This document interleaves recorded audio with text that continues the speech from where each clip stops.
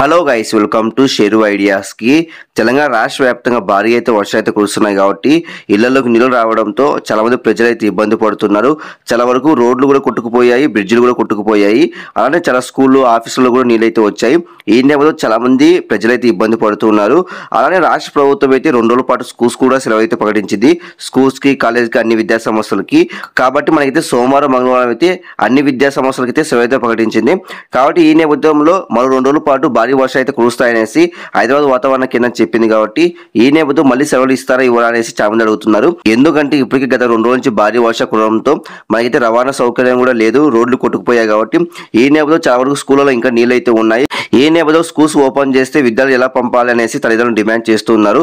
కాబట్టి మనైతే మరో 2 రోజుల పాటు స్కూల్స్కి అయితే సెలవు అయితే ఇవ్వాలనేసి రాష్ట్ర ప్రభుత్వం అయితే తల్లిదండ్రులు డిమాండ్ చేశారు, విద్యార్థి తల్లిదండ్రులు. కాబట్టి రాష్ట్ర ప్రభుత్వం అయితే మరోసారి అయితే స్కూల్స్కి అయితే సెలవు అయితే ప్రకటించింది. ఎన్ని రోజులు సెలవులు ప్రకటించింది, ఎవరు కానీ దానిపై వీడియో క్లారిటీ చెప్తే వెనుక చూడండి. ఫ్రెండ్స్, మీరుగా మంచిగా ఫస్ట్ టైం వస్తే ప్రతి ఒక్క లైక్స్ కానీ షేర్ చేయండి. అలానే ఎవరైతే స్కూల్స్కి అయితే సెలవు అయితే ఇవ్వాలనుకుంటున్నారో ప్రతి ఒక్క లైక్ చేయండి, సపోర్ట్గా అయితే ఉంటుంది. Direct topic తెలిపోతా.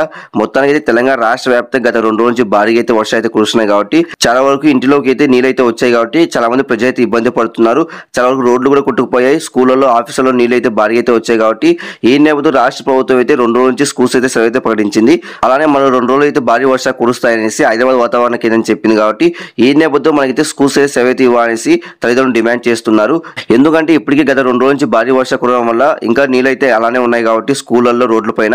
కాబట్టి ఈ నేపథ్యం మళ్ళీ స్కూల్ ఓపెన్ చేస్తే పిల్లల్ని పంపడం చాలా కష్టం. కాబట్టి తల్లిదండ్రులు డిమాండ్ చేస్తున్నారు రాష్ట్ర ప్రభుత్వానికి స్కూల్స్ అయితే సెలవు అయితే ప్రకటించండి. కాబట్టి రాష్ట్ర ప్రభుత్వం అయితే స్కూల్స్ అయితే సెలవు అయితే ప్రకటించింది. కాబట్టి ఏ జిల్లాలకి స్కూల్స్ కి, కాలేజీ సెలవు అయితే ప్రకటించారని దానిపై చెప్తాను చూడండి. మనకైతే నల్గొండ, వరంగల్, ఖమ్మం, అలానే మనకైతే మహబూబ్ నగర్, హైదరాబాద్, మెదక్ ఈ జిల్లాలో మనకైతే స్కూల్స్ కి, కాలేజీ సెలవు అయితే ప్రకటించారు. ఎందుకంటే ఇప్పటికే వర్షాలు కురవడం వల్ల భారీగా అయితే నీళ్ళు అయితే ఉన్నాయి. కాబట్టి ఇంకా నీళ్ళు తగ్గడం లేదు.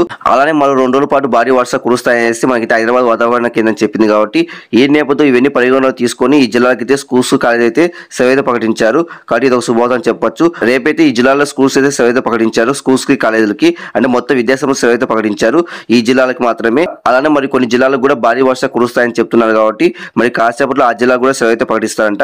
కాబట్టి చాలా మందికి అయితే ఈ విషయం తెలియదు. కాబట్టి రేపైతే స్కూల్స్ కి సెలవు అయితే ప్రకటించారనేసి ప్రతి ఒక్క లైక్ షేర్ చేయండి, ప్రతి ఒక్క సబ్స్క్రైబ్ పక్కన చేసుకోండి. Thank you for watching. Thank you.